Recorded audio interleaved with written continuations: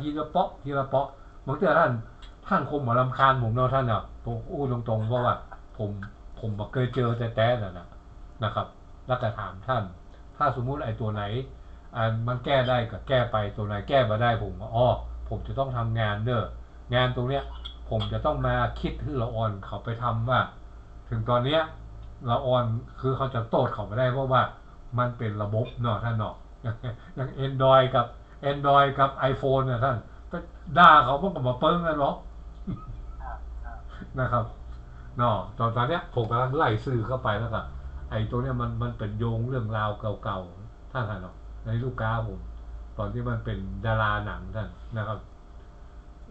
ผมมีดาราหนังด้วยนะครับผมโอเคขอบคุณท่านจันนะครับท่านครับนะครับครับผมยินครับขอบดีครับคุณครับสวัสดีครับสวัสดีครับสวัสดีครับ